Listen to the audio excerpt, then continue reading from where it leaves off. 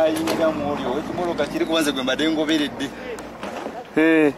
nize kuba maaso ku maaso era bye bino Kampuni ya Babcon Limited Godfrey Zalibwende ategeezezza nga we bazimbye amadaala agakambisenge omusangibwa unit emu 5 ne 9 omuli turbines ezikola amasanyalaze saako n'okuziba enjatika ezisangibwayo asiimye aba Eskom okuwa kampuni eya Babcon Limited omulimu ogw'okuddabiriza ebbibiro lya Nalubaale.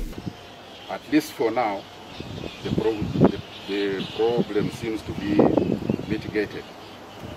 I would like to appreciate the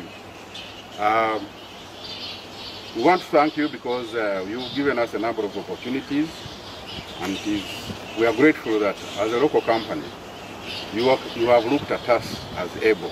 Yakulira bayinginiya mu kampuni ya Eskom Uganda Limited Anne Nankanja ategeezezza ng'ekyokuddabiriza enjatika mu bbibiro bwe kwawedde nga kino kigenda okwongera ku buwangazi bw'ebbibiro eryo n'obugumu bwalyo. Tuziddabiriza at least kyongera okuwa obugumu kwa station eno n'emyaka n'ekyo n'okwongerayo emyaka gyayo gy'olina okukola gy'olina okubeerawo.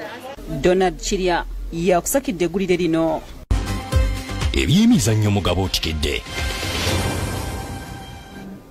Mugebye emizannyo agabutekedde omuddusi w'embiro za mita 1,500 ez'abakazi Winnie Nannyondo yeesozze fayinalo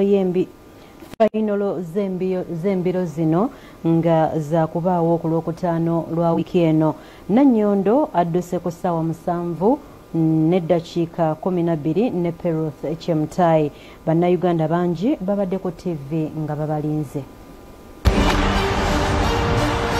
Mekkerezebwe katabaagizi bayingire mu TV zaabwe wakati mu kusanyuka.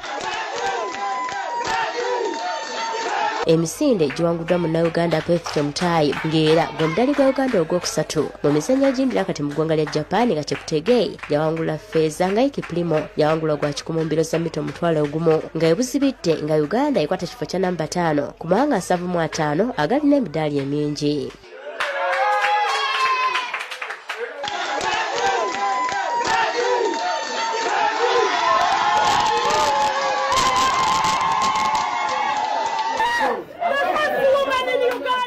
Kati omugatte Uganda